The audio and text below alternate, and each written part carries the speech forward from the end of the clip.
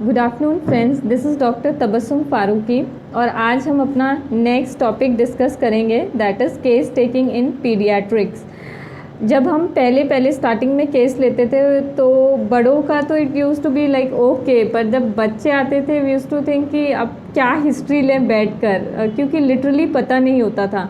Then we came across the book Praveen B Jain sir की case taking in pediatrics, essential of case taking करके उनकी एक book है। वो मैं सबको रिक्वेस्ट करूँगी कि वो ज़रूर लें और उसको एक बार ज़रूर पढ़ें। वो आपके सारे डाउट, सारे कॉन्सेप्ट बेहतरीन तरीके से क्लियर करते हैं। बच्चों में क्या ऑब्ज़र्व करना है, किस पे डिसाइड करनी है उनकी रेमेडीज़, और उन्होंने एक मटीरिया मेडिका लिखी है स्पेशली बच्चों के लिए, that is materia Medica essential of paediatrics, materia Medica करके एक बुक है उनकी। तो मैं ज़रूर चाहूँगी आप उसको गो थ्रू करें। और सबसे बेसिक चीज़ है, आपको मालूम होना चाहिए क्या चीज़ नॉर्मल है, what is normal, in order to know कि व्हाट इज़ एबनॉर्मल। जब तक आपको ये नहीं मालूम होगा कि नॉर्मल चीज़ें क्या है, एक टोडलर जो रहेगा उसके लिए क्या नॉर्मल क्राइटेरियाज़ हैं, फिर इन्फेंट जो गोदी में बच्चा है उसके लिए क्या नॉर्मल चीज़ें हैं, फिर प्री स्कूल, स्कूल वाले बच्चों के लिए क्या नॉर्मल चीज़ें होती हैं। तो ये उनके बिहेवियर, स्पेशली मैं बिहेवियर की बात कर रही हूँ, अगर वो कॉमन चीज़ें आपको पता है तो आप इजीली पिकअप कर सकते हैं कि नहीं this is out of the way, ये ऐसा नहीं होना चाहिए। तो उसके लिए ग्रोथ एंड डेवलपमेंट करके एक चैप्टर है, physical growth and development, doctor बैरन का, जो लास्ट टाइम मैंने बुक आपको दिखाई थी, उसका ये जो चैप्टर है फिज़िकल ग्रोथ एंड डेवलपमेंट, ये ज़रूर रेफ़र करें, ये आपको बहुत हेल्प करेगा। नेक्स्ट थिंग मैं आपको बताना चाहूँगी कि जो इसका फॉर्मेट रहेगा, जो डिस्कशन रहेगा हमारा, वो बेसिकली सेम रहेगा जैसे जो प्रोफॉर्मा हमने फर्स्ट लेक्चर में देखा था केस टेकिंग का, वो बिल्कुल सेम रहेगा। इसमें कुछ एडिशनल चीज़ें जो भी अलग से ज़रूरी रहेगी समझने की, वो मैं एक्सप्लेन करती हूँ। और जिन लोगों ने मेरे फर्स्ट, सेकंड, थर्ड लेक्चर्स नहीं देखे हैं उनको मैं रिक्वेस्ट करूँगी कि वो जाके वो ज़रूर देखें, क्योंकि ये एक सीरीज़ है। अगर आप पहले के लेक्चर्स देखे हो तो आपको ये ज़्यादा अच्छे से समझ में आएगा। So let us start. जब कोई भी अडल्ट आता है हमारे पास, तो हम उसकी आने से, बैठने से, उसके बात करने से, उसके बिहेवियर से थोड़ा असेसमेंट हम लगा लेते हैं वेदर ही इज़ अप्रोचिंग और नॉन अप्रोचिंग, वो एक्सट्रोवर्ट है या इंट्रोवर्ट है। पर जब एक मदर अपने बच्चे को गोद में लेकर आती है तो उस टाइम हम कैसे सोचेंगे कि ये अप्रोचेबल चाइल्ड है, मतलब ये एक्सट्रोवर्टेड चाइल्ड है या ये इंट्रोवर्टेड चाइल्ड है। सेकेंडली, हमको कैसे मालूम चलेगा उसकी मेंटल जनरल्स जो होते हैं वो हम कैसे इलिसिट करेंगे, और हमको कहाँ ज़्यादा फोकस करना पड़ता है। तो यही चीज़ें हम थोड़ा क्लासीफाई करेंगे। इससे हम हेल्प लेंगे सर की बुक की, प्रवीण बी जैन सर की बुक की। उसमें सर ने जो क्लासिफिकेशन दिया है वो बहुत ज़्यादा अच्छा है। उन्होंने 3 चीज़ों पर क्लासिफाई किया है। ऑब्जर्वेशन, सोशिएबिलिटी, मतलब जो बच्चा है, इन्फेंट है या वॉक करके आ रहा है आपकी केबिन में, pre school, school going child है, तो वो अप्रोचेबल है या नॉन अप्रोचेबल है। मतलब सपोज़ अगर कोई मदर अपना बच्चा कैरी करके ला रही है, when we talk to that child, अले बेबी बोलो क्या नाम, when we make faces and do try to interact with the child, observe his like a movement of his eye, कि वो आपकी हैंड जेस्चर्स को, उसकी आई फॉलो कर रही है नहीं कर रही। जब आप स्माइल करके उससे बात करते हैं तो आपकी तरफ देख रहा है या नहीं देख रहा। एंड मैनी अ टाइम्स बच्चे जब इस तरह से आप बच्चों के साथ कांटेक्ट करते हैं तो फिर वो स्माइल करते हैं। तो अगर ये सारा बिहेवियर वो बच्चा जो गोद में है वो एक्सप्रेस कर रहा है, दैट मीन्स वो कम्युनिकेबल है, वो बातें करने वाला बच्चा है, तो उसको हम एक्सट्रोवर्टेड बच्चे की कैटेगरी में रखेंगे, मतलब वो अप्रोचेबल चाइल्ड है। और कई बार जब बच्चे आते हैं आप उनसे बात करते हैं या फेसेस बनाने की कोशिश करते हैं, दे लिटिल बिट लाइक फ्रॉन और दे मतलब उनकी प्यूपिल जो है वो थोड़ी छोटी होती है, वो थोड़ा शन ऑफ करते हैं आपको, दैट मीन्स वो नॉन अप्रोचेबल चाइल्ड है। दूसरा बहुत अच्छा तरीका क्या होता है, आप ज़रूर गोद में लेके देखें बच्चे को। कई बच्चे मदर के लैप में, मदर की गोद में बहुत कंफर्टेबल रहेंगे, अच्छी स्माइल करेंगे, फेसेस बनाएंगे एंड अगर बात करने वाला बच्चा है, 1 साल से ज़्यादा बड़ा बच्चा है, तो अच्छे से बात करेगा, आपके सारे क्वेश्चन का आंसर करेगा। बट द मोमेंट आप उसके पास जाएं उसको एग्जामिन करने के लिए या उसको अपनी गोद में उठाना चाहे तो तुरंत रोना स्टार्ट करेगा। तो this gives you an idea कि वो अप्रोचेबल है, पर वो एक पर्टिकुलर लिमिट में ही अप्रोचेबल है, जब तक वो खुद को सेफ फील करता है अपनी मम्मा के पास, अपने फैमिली मेम्बर्स के पास। जब कोई स्ट्रेंजर उसके पास जाता है, जब वो कैसा रिएक्ट करता है, वो होता है उसका रियल नेचर, तो वो थोड़ा नॉन अप्रोचेबल चाइल्ड की कैटेगरी में आएगा। And second thing is activity. अब बच्चे की एक्टिविटी, अगर चलने वाला बच्चा है, +1 ईयर बच्चा है, तो जब भी हम केस लेते हैं तो यूजुअली बच्चों की केस टेकिंग में हम माँ से ही ज़्यादा सवालात करते हैं। तो here we make a mistake. हमको जो इन्फॉर्मेशन है माँ की बहुत ज़रूरत होती है, क्योंकि वो बहुत वाकिफ़ होती है अपने बच्चे की हैबिट्स वगैरह से, तो वो हिस्ट्री हमको सर्टेनली हेल्प करती है। बट द थिंग इज़, एक आँख हमेशा बच्चे के ऊपर रखनी चाहिए। जब बच्चा आपकी क्लिनिक में आया, वो कहाँ बैठा है, कितनी देर अच्छे से बैठा है, या वो वॉक कर रहा है कॉन्टीन्यूसली, या चीज़ें इधर उधर टच कर रहा है आपके क्लिनिक में, या जंप कर रहा है, डिस्ट्रक्टिव है, ये सारी जो ऑब्जर्वेशन होती है ये आपको मदर हिस्ट्री से ज़्यादा हेल्प करेगी। नो मदर सेज़ कि मेरा बच्चा बहुत ख़राब है, या मतलब कुछ एक्सेप्शंस होते हैं, बट ज़्यादातर माँ कभी एडमिट नहीं करेगी कि उसका बच्चे में कोई ऐब है। तो ये सारे ऑब्जर्वेशन आपको आपके करेक्ट प्रिस्क्रिप्शन की तरफ ले जाएंगे। आप मिसगाइड नहीं होंगे वो हिस्ट्री से जो आपको अटेंडेंस दे रहे हैं, क्योंकि ये 1 to 1 आपका ऑब्जर्वेशन रहता है। देन एक्टिविटी, अगर कोई जैसे मैंने बताया +1 ईयर बच्चा है, वो वॉक करके आया, वो इधर उधर रह रहा है, एक जगह नहीं बैठ रहा, या फिर 6 मंथ 7 मंथ्स का है, वो टोडलिंग कर रहा है, माँ की गोद में रहना नहीं चाह रहा, बार बार टेबल की चीज़ें बच्चे उस एज में ऐसा छूने की कोशिश करते हैं, स्टेथोस्कोप लेने की कोशिश करते हैं, बुक्स वगैरह अगर टेबल पे है तो उस पर हाथ मारने की कोशिश करते हैं। तो इन दैट केस माँ जो है यूजली पकड़ के रखती है कि नहीं, ऐसा नहीं करने का। तो मैं रिक्वेस्ट करूँगी अपने व्यूवर्स को कि बच्चों को थोड़ी फ्रीडम दे, उस लिहाज से कि आप उनको समझ पाएँ। बोलना चाहिए कि छोड़ दीजिए, आप उसको नीचे कर दीजिए, देखने दीजिए, उसको खेलने दीजिए। तो वो एक जगह रह रहा है या माँ के पास से घूम घूम के वो आपके पास आया है, तो ये उसकी एक्टिविटी बताती है, उसकी एक्टिविटी बताता है। और वो बच्चे जो बिल्कुल अभी गोद में है, उनकी एक्टिविटी आप कैसे जज करेंगे?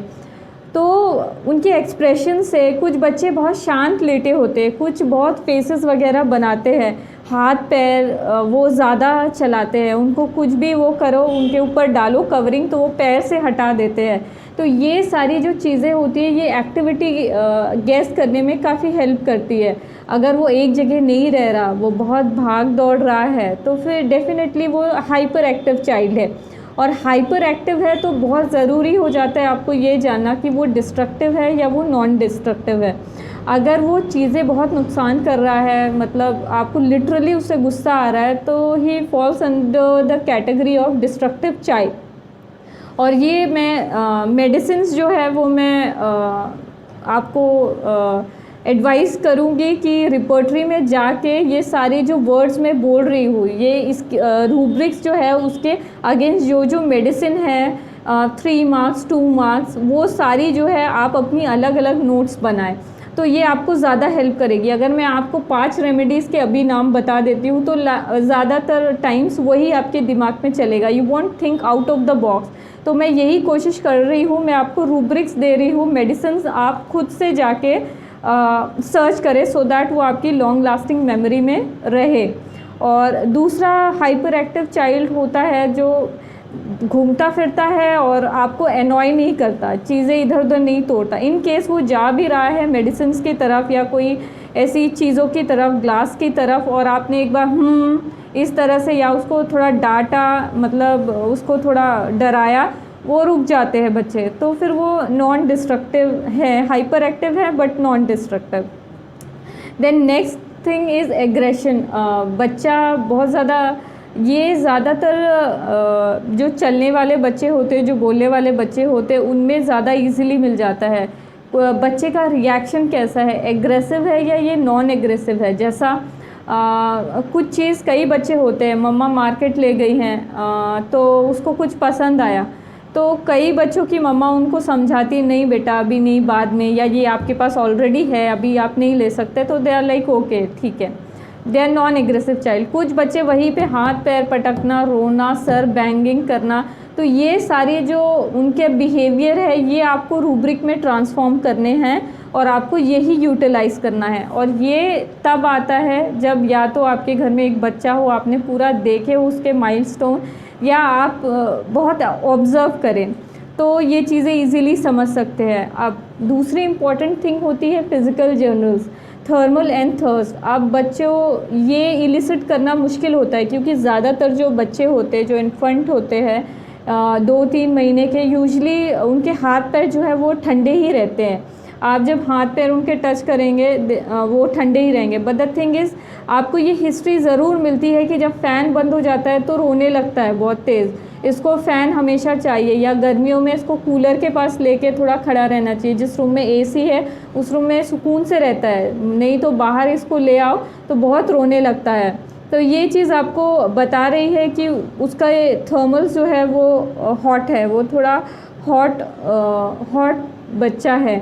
और वाइसी वर्सा, इसका जो ऑपोजिट रहेगा, जैसा आपने उसको उड़ा दिया तो इधर उधर हाथ पैर नहीं मार रहा है, तो यूजली चिली कंसिडर करते हैं। और दूसरी चीज़, बच्चों में जो कलर रहता है, कलर चेंजेस, देन स्पेशली जो उनकी एक्सट्रीमिटीज़ होती है, वो अगर बहुत ज़्यादा ठंडा है, देर तक फ़ैन के नीचे है, तो उसमें आप कलर चेंजेस नोटिस कर पाएंगे बहुत इजीली। ब्लू तो नहीं हो जाती एक्सट्रीमिटी बच्चे की, और स्पेशली जब इन्फेंट्स होते हैं उनके, जब आप हाथ ऐसा टच करेंगे, वो यूजुअली ऐसा ग्रैब करते हैं आपका हाथ, तो उससे स्ट्रेंथ वगैरह भी बच्चे की मालूम चलती है। कई बार क्या रहता है, बच्चा बहुत छोटा रहता है, नेक होल्डिंग वगैरह भी नहीं आई रहती है, 2-3 महीने का बच्चा, और बीपी इंस्ट्रूमेंट जो आपका रहता है वो काफ़ी हैवी होता है, उसको पकड़ के बच्चा खींचने की कोशिश कर रहा है। This gives you an idea कि वो अपनी एज से, अपनी स्ट्रेंथ से ज़्यादा बड़ा काम कर रहा है, एंड दैट टू वो कॉन्टीन्यूसली उसको खींचने की कोशिश कर ही रहा है। ही इज़ परसिवरेंट, मतलब वो पीछे नहीं हट रहा, दो उसकी स्ट्रेंथ से बहुत ज़्यादा है, वो उसको पुल नहीं कर पाएगा, बट वो फिर भी कोशिश कर रहा है। This gives you a hint कि वो स्ट्रॉन्ग विल्ड है वो बच्चा। सो थर्मल्स और थर्स्ट। अब थर्स्ट हम कैसे पता करेंगे? यूजुअली क्या रहता है कि कुछ बच्चे बहुत जल्दी जल्दी फीडिंग मांगते हैं, तो उससे उनकी हंगर भी पता लगती है कि अगर तुरंत दूध नहीं दिए तो थोड़ी देर क्या रिएक्शन रहता है। तो कुछ मदर्स बोलती है कि अगर टाइम पे नहीं मिला, थोड़ा देर हो गया, तो रिफ्यूज़ कर देता है, फिर वो पीता भी नहीं है, उसको बहुत करेसिंग, नहीं भैया सॉरी हमको देर, मतलब इतने छोटे बच्चों को इस तरह से बात करने का क्या मतलब है, बट ये चीज़ें होती है। उसके बाद में मनाने के बाद he will like drink the milk. और कुछ बच्चों को थोड़ी देर में बहुत दूध पिलाना पड़ता है, फिर भी वो ऐसे एकदम पतले दुबले रहते हैं। हिस्ट्री में हमको हमेशा मिलेगा कि इतनी फीडिंग कराते हैं, इतना दूध पीता है, फिर भी एकदम ऐसा पतला दुबला रहता है। तो you can think of towards आयोडम, can be Calcarea आयोड, आयोडम, sulph आयोड, likewise.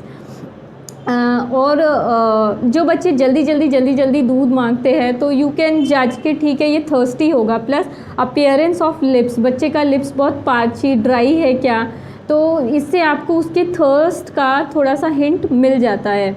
Then कुछ बच्चे रहते हैं कि ज़्यादा सोते नहीं हैं, ज़्यादा एक्टिव रहते हैं, तो ये उनका जो डे एंड नाइट वाली जो हैबिट रहती है, वो साइकिल रहती है, वो जानना, वो प्रॉपरली लिखना बहुत ज़रूरी होता है। इसमें मदर काफ़ी आपको हेल्प करती है, किस टाइम पे मोशन पास करता है, किस टाइम सोता है, फिर कितने घंटे सोता है, फिर कब उठता है, क्या मोशन हमेशा एक ही टाइम पे पास करता है दिन के इस पर्टिकुलर टाइम पे, या फिर आज अभी किया फिर कल तभी किया, या फिर बीच बीच में मोशंस नहीं होते। तो ये एक उसकी जो सर्केडियन है उसका आइडिया देती है, उसकी रेगुलरिटी कितना वो रेगुलर है, ये चीज़ों के बारे में थोड़ा हमको इंसाइट मिलता है।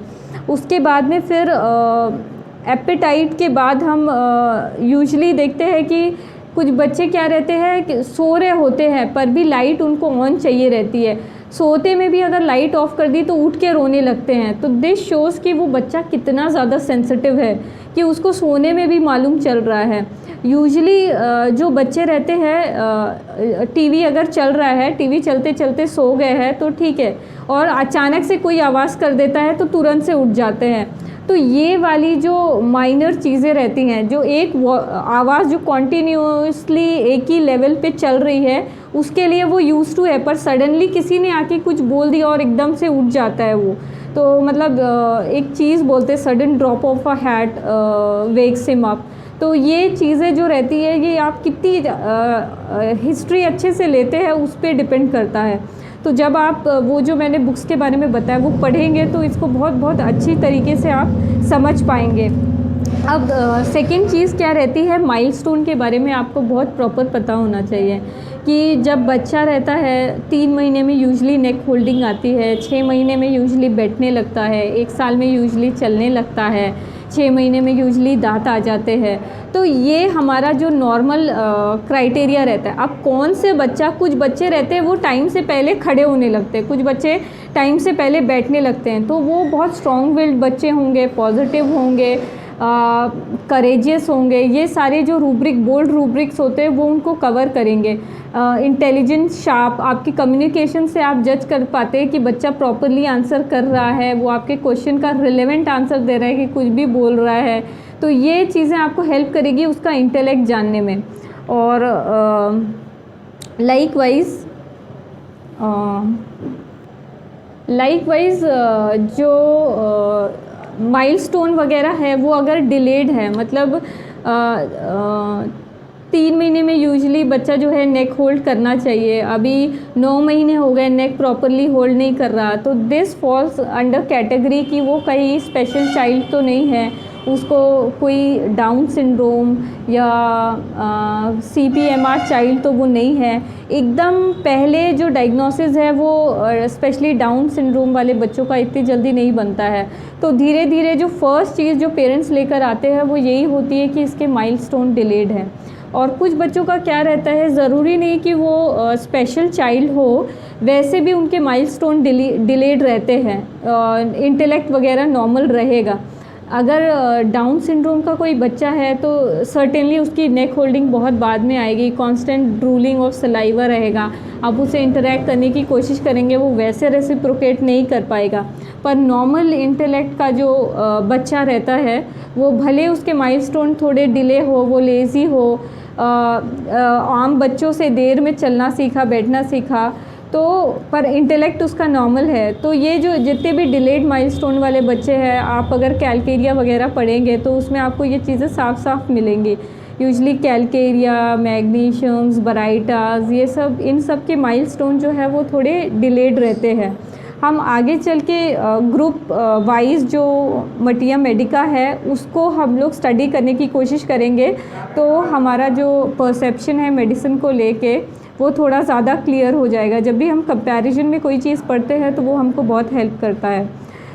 ओके, फिर इन सब चीज़ों के अलावा जो हमारी केस टेकिंग होती है बच्चों के रिलेशन में, उसमें नया अलग क्या रहता है, वो है हमारी जो केस टेकिंग का एक पार्ट है हिस्ट्री ड्यूरिंग प्रेगनेंसी। ये चीज़ बहुत बहुत हेल्पफुल है। बच्चों के केस में हम लेते ही लेते हैं ये चीज़ें, स्पेशली नॉर्मल बच्चा हो तो भी हम लेते हैं प्रेगनेंसी हिस्ट्री, और स्पेशल चाइल्ड हो तो भी हम प्रेगनेंसी हिस्ट्री ज़रूर ही लेते हैं कि फर्स्ट ट्राइमेस्टर में, सेकेंड ट्राइमेस्टर में, थर्ड ट्राइमेस्टर में क्या क्या मतलब इश्यूज़ आपको थे।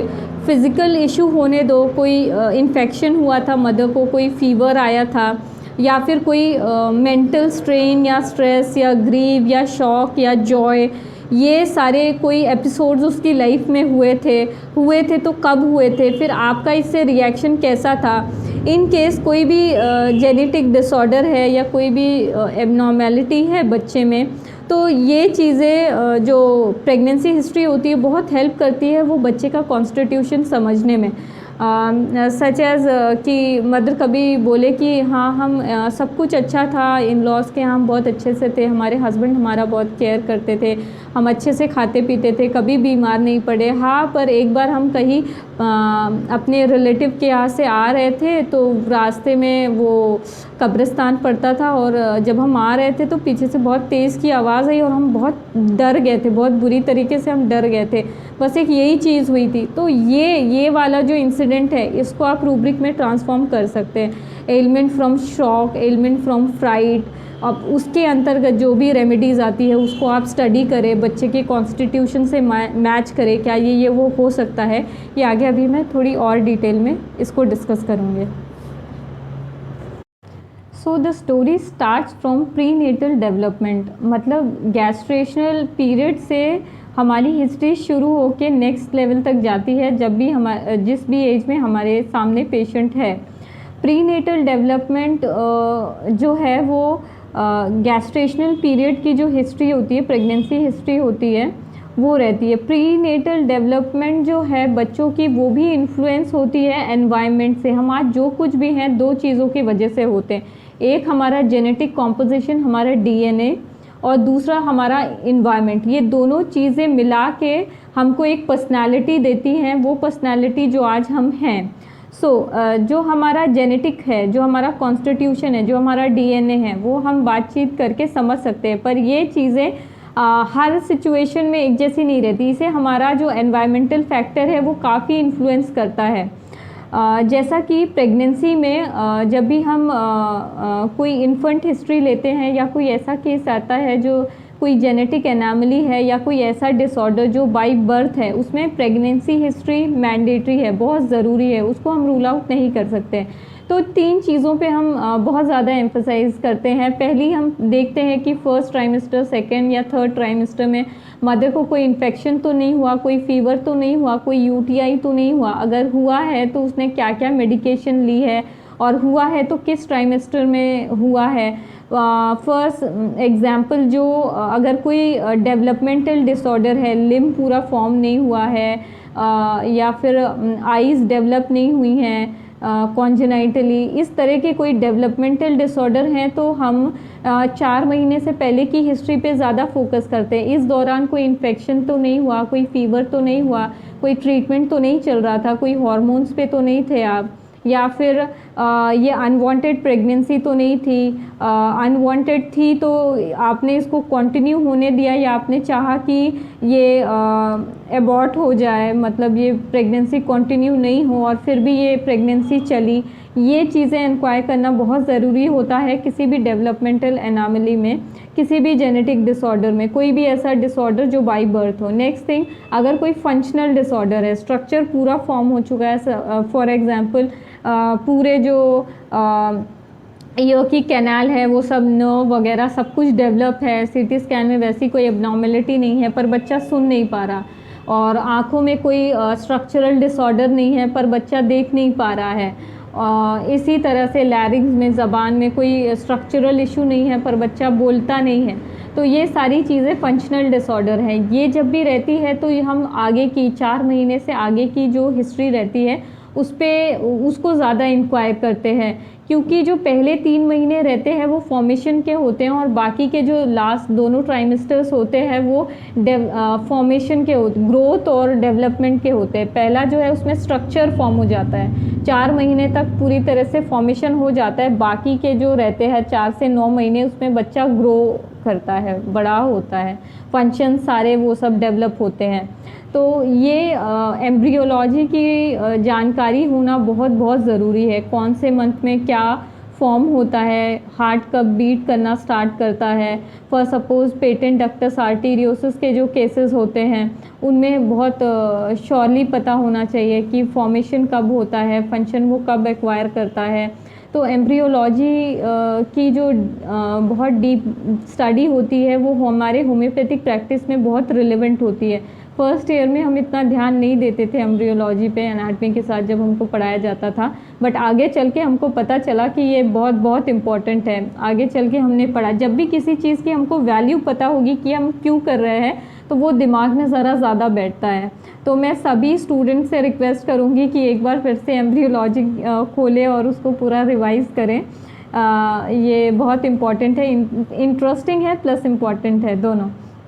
सो नेक्स्ट थिंग इज़, पहले हमने इंक्वायर किया कि कोई इन्फेक्शन तो नहीं है, कोई डिसऑर्डर तो नहीं है। नेक्स्ट थिंग, न्यूट्रिशनल कोई डेफिशिएंसी से तो सफ़र नहीं कर रही थी मदर, क्या वो कोई पुअर सोशो इकोनॉमिक कंडीशन को बिलोंग करती है कि अच्छी तरह से खाना पीना उसको नहीं मिल पा रहा था, या किसी ऐसी सिचुएशन में थी कि अच्छी तरह से अपना केयर नहीं कर पाई, या क्या फैमिली में कोई उसके बीमार था ड्यूरिंग प्रेगनेंसी जो हर टाइम उसके बारे में सोचना, केयर करना और अपने बारे में नहीं सोच पाती थी। ये सारी चीज़ें जानना बहुत ज़रूरी होता है। नेक्स्ट थिंग इज़, क्या कोई एडिक्शन तो नहीं था, टोबैको च्यूइंग या स्मोकिंग या अल्कोहलिज्म या कोई स्पेसिफिक ड्रग या कोई नींद की दवा, कोई एंग्जाइटी एंटी डिप्रेसेंट ट्रीटमेंट पे तो नहीं थी। ये सारी चीज़ें जानना बहुत ज़रूरी है। एज वी ऑलरेडी नो कि ये प्रूवन स्टडीज़ हैं, अल्कोहल, स्मोकिंग, ये सारी जो ब्लड फ्लो रहती है फीटस को उसमें उसको हैम्पर कर देती है, IUGR कॉज करती है। तो ये सारी चीज़ें जानना बहुत ज़रूरी होती हैं। So the next thing is, जब बच्चा पैदा हो गया है तो तब भी किस एनवायरनमेंट में है। फॉर एग्ज़ाम्पल, हाँ, अगर कोई बच्चा ऐसी फैमिली में है जहाँ फादर मदर दोनों बच्चे को बराबर अटेंशन देते हैं, प्रॉपर आई कांटेक्ट रहता है, बच्चों से बातें करते हैं, जब भी बच्चे को ज़रूरत होती है उसके पास रहते हैं, उसको एक सिक्योर एनवायरनमेंट मिला है, इमोशनली सिक्योर एनवायरनमेंट में वो बच्चा पला है, तो देयर आर 99% चांसेस कि वो आगे चल के बहुत पॉजिटिव ऑप्टिमिस्टिक बने, उसको रिलेशनशिप फॉर्म करने में कोई प्रॉब्लम नहीं होगी, वो वर्ल्ड को बहुत अच्छी तरह से समझेगा, कॉन्फिडेंट रहेगा। और कोई ऐसा बच्चा जो शुरू से ही बहुत इनसिक्योर एनवायरनमेंट में है तो बहुत सारे चांसेस होते हैं कि आगे चल के भी उसे बहुत सारी इमोशनल प्रॉब्लम्स आए।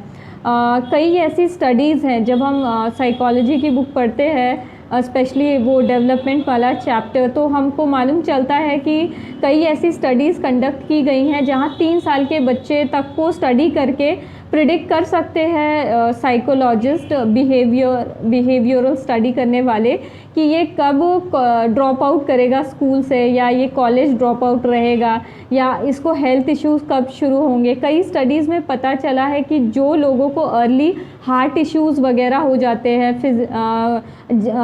टाइम से पहले जो डीजनरेटिव प्रॉब्लम्स फेस करने लगते हैं, 30 ईयर्स में ही ब्लड प्रेशर, हाइपरटेंशन, इस तरह के डिसऑर्डर डेवलप हो जाते हैं जो कि आइडियली 60s 70s में होने चाहिए। जब हम उनका बचपन ट्रेस करेंगे तो हमको मालूम चलेगा कि उनकी मदर के साथ उनका बहुत अच्छा सिक्योर्ड रिलेशनशिप नहीं रहा है।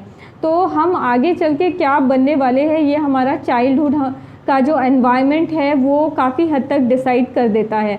ये चीज़ें समझाने के लिए मैं एक हेल्प लूँगी एक स्टडी की, और अपने व्यूअर्स को भी रिक्वेस्ट करूँगी कि जाके स्प्राउट्स SPROUTS एक चैनल है उसको ज़रूर देखें, सभी होम्योपैथ ज़रूर देखें। उसमें जितने भी साइकोलॉजी के चैप्टर्स हैं बहुत अच्छे से एक्सप्लेन किए गए हैं। उसी में से एक वीडियो है अटैचमेंट थियोरी, उसको मैं यहाँ पे एक्सप्लेन कर रही हूँ, पर मैं बाकी लोगों को रिक्वेस्ट करूँगी कि प्लीज़ जाके वो ज़रूर देखें और एंड तक देखें, वो आपको बहुत हेल्प करेगा ग्रो करने में एज अ होम्योपैथ। तो लेट अस स्टार्ट। सो यहाँ पे इस अटैचमेंट थ्योरी में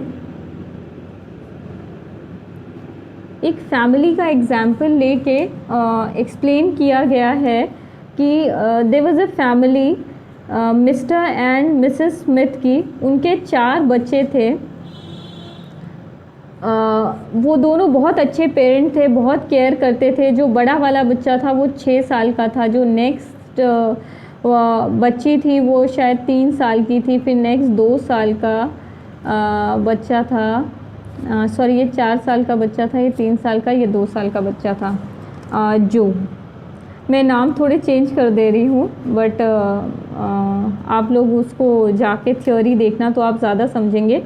इनकी फैमिली बहुत अच्छी थी, बहुत अच्छे से ये बच्चों का ख्याल रखते थे। एक टाइम आता है जब मिस्टर जो है जो मिस्टर स्मिथ है वो एक्सपायर हो जाते हैं। अब मिसेस स्मिथ पर पूरी फैमिली की जिम्मेदारी आ जाती है। अब मिसेस स्मिथ को बहुत लंबे टाइम तक काम करना पड़ता है, प्लस बच्चों का भी ध्यान रखना पड़ता था, जो उनके लिए बहुत स्ट्रेनियस था।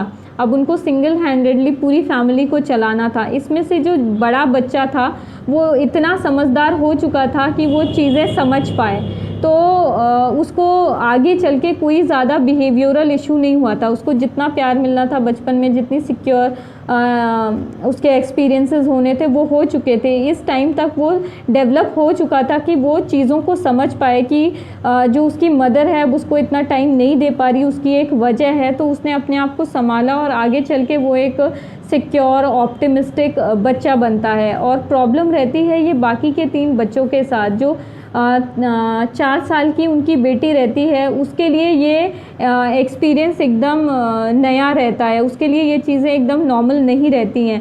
उसको आदत थी अपनी मदर की अटेंशन की, अब उसकी मदर उसको अटेंशन नहीं दे पा रही थी काम की वजह से, तो उसको बहुत बुरा लगता था। कई बार वो चिल्लाती थी और उसका भी बुरा बिहेवियर करती थी सो दैट उसकी मम्मा उसको अटेंशन दे, और उसकी मम्मा कई बार उसको डांट दिया करती थी। तो ये उसके अंदर एक अनप्रिडिक्टेबिलिटी जो है वो डेवलप कर देता है। तो जब भी बाद में उसके पास उसकी मम्मी आती थी, उनको रियलाइज़ होता है मुझे डांटना नहीं चाहिए करके, उसको समझाने के लिए, तो बिल्कुल उनसे बात नहीं करना, अपने आप को एकदम क्लोज करना कर लेती थी। और धीरे धीरे उसने यही डिफेंस मैकेनिज़्म अपनाते हुए वो लाइफ में भी आगे बढ़ी, और आगे चल के बहुत अनप्रिडिक्टेबल थी। अभी अभी लोगों से अच्छे खासे बात करेगी, कुछ टाइम बाद या कुछ दिनों बाद एकदम अकेली रहना ज़्यादा पसंद करेगी, ज़्यादा दोस्त नहीं रहेंगे। ये अनप्रिडिक्टेबिलिटी उसको ये बचपन की देन है। तो ये सारी चीज़ें जानने के लिए कि आज हमारे पास जो इंसान बैठा है वो ऐसा है, ये पहला स्टेप है। दूसरा स्टेप वो ऐसा क्यों है, ये जानने के लिए उसका चाइल्डहुड एक्सप्लोर करना बहुत ज़रूरी है। देन फिर कहानी रहती है उनके नेक्स्ट बच्चे की, जो 3 साल का रहता है, वो अपने अंकल के पास रहता था। जो वो उसके अंकल बहुत ज़्यादा डिसिप्लिन व्यक्ति थे। कई बार जो बदमाशी करता था, चीखता था, चीज़ें इधर उधर मैसअप कर देता था, तो अंकल उसको बहुत गुस्से से डांट देते थे, कई बार मार देते थे। तो इस बच्चे में बहुत है ना डर डेवलप हुआ। अब उसने ये चीज़ें सीखी कि मुझे डांट से, पनिशमेंट से बचने के लिए अपने जो इमोशंस है उसको छुपा के रखने चाहिए। मैं खुश हूँ तो ज़्यादा चिल्लाना नहीं चाहिए, या मैं डरा हुआ हूँ तो ज़्यादा रोना नहीं चाहिए, नहीं तो फिर डांट पड़ेगी। ये चीज़ उसने बहुत पहले 3 साल की उम्र में ही सीख ली। अब ये बच्चा जब बड़ा होगा तो ये ऐसा ही रिजर्व, टिमिड हमेशा रहेगा। नए लोगों से बात नहीं कर पाना, रिलेशनशिप फॉर्म नहीं कर पाना, पैसिमिस्टिक रहना, सिचुएशन से डरते रहना, ये सारी जो फैक्टर्स हैं ये इसके पर्सनैलिटी में पाए जाएंगे। कई बच्चे ऐसे रहते हैं क्लास में जिनको कुछ डाउट भी रहता है तो भी अपने फ्रेंड को बोलेंगे ए ये चीज़ पूछना, फ्रेंड बोलेगा तू खुद पूछना, तो ही वोंट वॉलंटियर कि इतने सारे लोगों के सामने उठ के कैसे पूछूं, मुझे डांट दिया तो दो उसको डाउट है पर वो पूछना पसंद नहीं करेगा। तो ये सारी चीज़ें उसकी जो बचपन की देन रहती है। नेक्स्ट जो है बहुत छोटी बच्ची उनकी जो केयर टेकर के पास रहती थी। अब वो जब भी रोती थी या उसको इमोशनल सिक्योरिटी, प्यार और वार्मथ की ज़रूरत थी तो वो एक केयर टेकर, बेबी सिटर के पास रहती थी। वो उसको इतना प्यार व्यार नहीं दे पाती थी, तो उसमें भी बहुत सारा डर और इनसिक्योरिटी बहुत हाई लेवल की डेवलप हुई, क्योंकि वो बहुत छोटी थी इसलिए वो बहुत ज़्यादा इफ़ेक्ट हुई इस चीज़ से। तो कुछ भी प्रॉब्लम होती थी तो खाट के नीचे छुप जाना, अपने आप को हाइड करना, और नए लोगों से तो बिल्कुल भी नहीं मिलना, ये सारे ट्रेड्स उसकी पर्सनालिटी में डेवलप होते हैं। जो जितना छोटा रहता है जो उस पे एनवायरनमेंट का असर उतना उतना ही ज़्यादा होता है, उतना ज़्यादा मतलब हुआ। जब आप ये वीडियो देखेंगे तो आप और अच्छे से समझेंगे, मैं इसको ज़्यादा अच्छे से एक्सप्लेन नहीं कर पाई। और ये चीज़ें हमने देख ली। अभी for the sake of understanding एक वीडियो है, एक कॉन्वर्जेसन है मेरी भतीजी के साथ, वो मैं ऐड करने वाली हूँ फॉर स्पेशली फॉर बिगनर जिन्होंने इतने केस लिए नहीं होते, पीडियाट्रिक्स में इतना काम किया नहीं होता, उनके लिए ये चीज़ें बहुत हेल्पफुल होंगी। तो मैं रिक्वेस्ट करती हूँ मेरा कॉन्वर्जेसन उस बच्चे के साथ सुने और ये चीज़ें डेवलप करें अपने अंदर कि किस एज ग्रुप के बच्चे के साथ किस तरह से बातें करनी चाहिए, कब उनको बोलने देना चाहिए, कब उनको सवाल करना चाहिए। और एक्सरसाइज के तौर पे मैं चाहती हूँ आप ये वीडियो देखें, आगे का मैं बाद में वीडियो के बाद एक्सप्लेन करूँगी।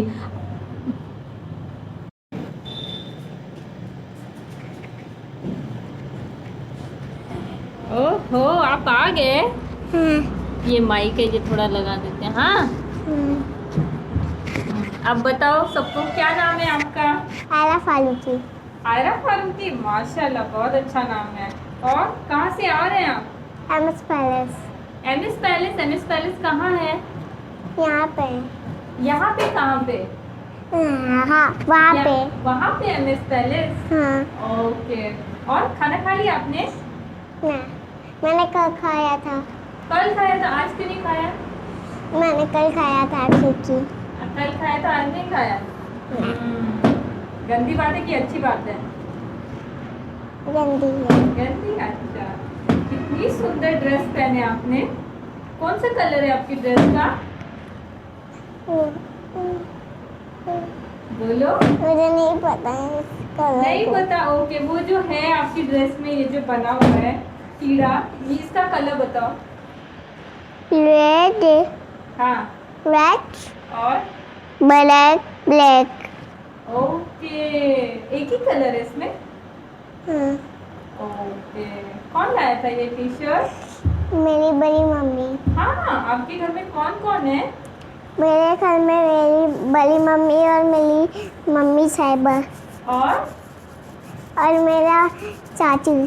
चाचू भी है। और मेरे घर में मेरी मम्मी जी हैं। और मेरे घर में मेरे भाईजान हैं। और मेरे घर में मेरा भाई है ईजान। आपका भाई भी है ईजान? हाँ। बड़ा भाई है? नहीं, वो छोटा भाई है। छोटा भाई है? हाँ। तो अच्छा, वो बम्बई से आया है। वो बम्बई से आया है? हाँ। ओहो, तो अच्छा है कि वो अच्छा नहीं है? अच्छा है वो आपको पसंद है? हाँ। आप उसको खिलाते हो? हाँ। फिर आपकी चीजें ले लेता है क्या वो? नहीं, वो भी छोटा सा है। अच्छा, ओके। आप पेंटिंग करते हो? मेरे कलर्स गुम हो गए हैं। गुम हो गए? हाँ। क्यों? कैसे गुम हुए? वो गुम हो गए हैं। कैसे? मैंने ना खून कर लिए। आपने मतलब आप अपनी चीजें ठीक से नहीं रखते हो? मैं अपनी बोतल ठीक से रखती हूँ। ओके, तो कलर्स क्यों नहीं ठीक से रखे आपने? वो तो मैं पहले करती थी, पर अब से वो गुम हो गए। ओके, तो मैं आपको एक पेन देती हूँ, मेरे लिए एक प्यारी सी पेंटिंग आप बना दोगे? हाँ, मुझे फ्लावर्स बनाने आते हैं। क्या बनाने आते हैं? मुझे बटरफ्लाई फ्लावर्स बनाने आते हैं। मुझे एक छोटी वाली पेन दे दो और वो कलर्स। ओके, दो। ये लो। ये एक पेपर है और एक पेन है। अच्छा। इसमें ही मुझे ड्राइंग करके बताइए आप।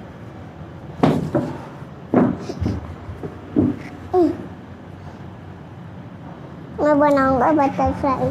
ओके, बनाइए बटरफ्लाई। मैं पे बनाऊंगा फ्लावर। बोला। ओके।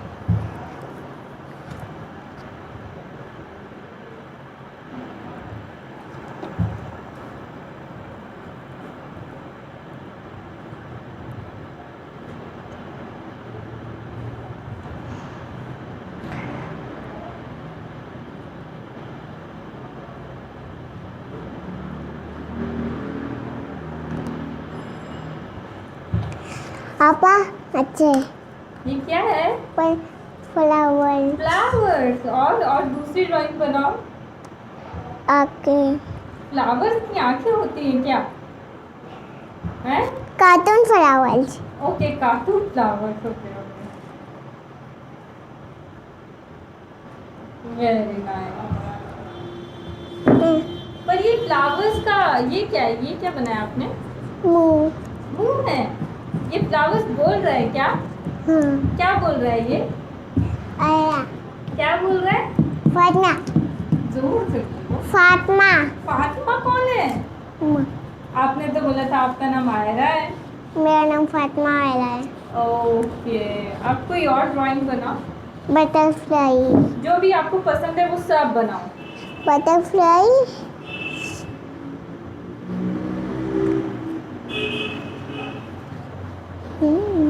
आपके कितने फ्रेंड्स हैं?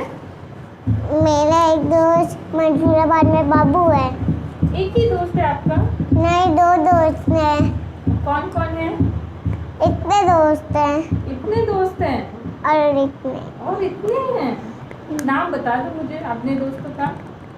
एक बाबू है मेरा दोस्त एक माइला है मेरी दोस्त और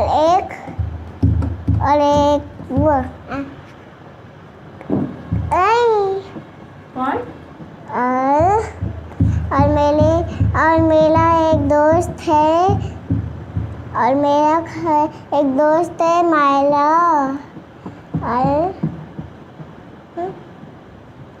और मेरी एक दोस्त है आपा। ओके, बहुत अच्छे दोस्त हैं आपके। चलो, और क्या? और मेरा एक बहुत गंधेला है वो मेरा दोस्त बाबू कई दिनों से नहीं नहाता है छी। और उसकी नाक बहती है बहुत गंदोला है वो। छी। तो फिर तो हम आपसे बात नहीं करेंगे, आपके इतने गंदे गंदे दोस्त हैं ना। पर मैं तो अच्छी हूँ। अच्छा, आप अच्छे हो? हाँ बटरफ्लाई ये क्या है? बटरफ्लाई बटरफ्लाई है। ओके,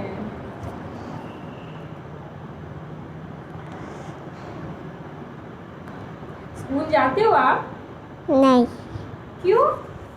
अरे तुमने वो पूछा था वो स्कूल जाने के बारे में तुमने स्कूल जाते हो आप? नहीं क्यों? क्योंकि मुझे पसंद नहीं है। ओके, हाँ आप बाहर जाते हो खेलने दोस्तों के साथ? नहीं क्यों? बीमारी फैली है। बीमारी फैली है? कौन सी बीमारी है? वो कोरोना वायरस है। कोरोना वायरस है? हाँ ओहो, तो इसलिए बाहर नहीं जाते? नहीं आप नहीं जाते कि मम्मा जाने नहीं देती? मैं खुद नहीं जाती। आप खुद नहीं जाते? नहीं पर मेरे पापा जाते हैं ना। आपके पापा जाते हैं? हाँ तो आप मना नहीं करते? नहीं हमारा कूलर खराब हो गया है। आपका कूलर खराब हो गया है? हाँ। ओहो। अच्छा, कोरोना वायरस से बचने के लिए क्या करना चाहिए? रोज हाथ धोना चाहिए और खाना खाने से पहले हाथ धोना चाहिए। बाहर से आने से बाहर से आके पहले हैंड वॉश सैनिटाइजर करना चाहिए फिर हैंड वॉश करना चाहिए।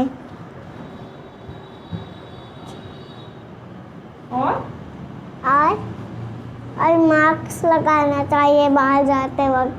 ओके, अच्छा आपके दोस्तों का क्या नाम है? मैं जब ऐसे करूँगी तो बोलना। मेरे दोस्तों का आपने तो पहले ही पूछ लिया था मेरे दोस्तों के बारे में। आई एम सॉरी, मैं तो भूल ही गई। Okay, bye bye. Bye bye. फिर आना। फिर आऊंगी। जाओ, वहाँ जाके पीछे बैठ जाओ बेंच पे।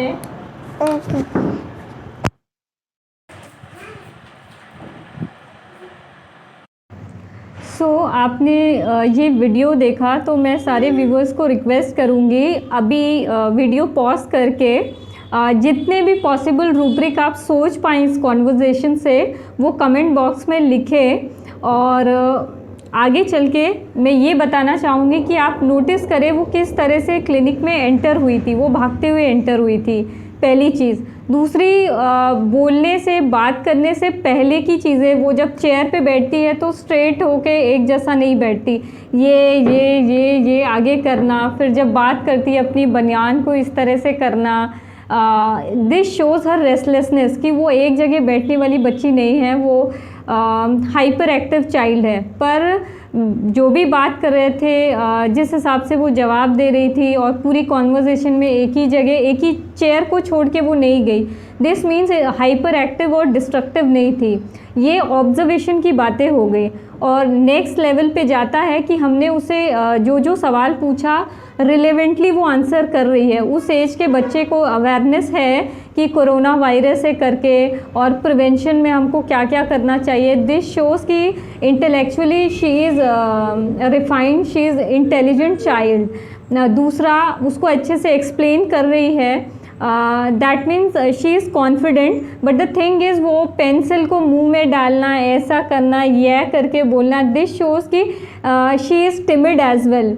कॉन्फिडेंट है वो एक पर्टिकुलर जोन में। जब वो इस तरह से बच्चा बात करे, दैट शोज़ कि वो जब नई सिचुएशन को एनकाउंटर करता है, वो मुझे जानती है इसलिए उसने इतने सारे जवाब फर्स्ट हैंड दिए। पर कोई स्ट्रेंजर आके पूछेगा, डेफिनेटली कैमरा उसके लिए स्ट्रेंज है, इसलिए उसकी वो जो हेजिटेशन है, जो उसके डीएनए में है, वो चीज़ें आपको दिख रही है। मुंह में पेन डालना, करना, आंखें नीची करना, यही सारी चीज़ें रहती है जो आपको ऑब्ज़र्व करनी रहती है एक बच्चे में। जो कॉन्फिडेंट स्ट्रॉन्ग बच्चा होगा, फॉर एग्जांपल कोई मर्क आके आपके सामने बैठेगा या वो बात करेगा, तो very strong eye to eye contact रहेगा, आपके सवालों का बहुत एप्ट जवाब देगा। दूसरी चीज़, उसमें हेजिटेशन, फेस छुपाना, ये सब कुछ नहीं रहेगा।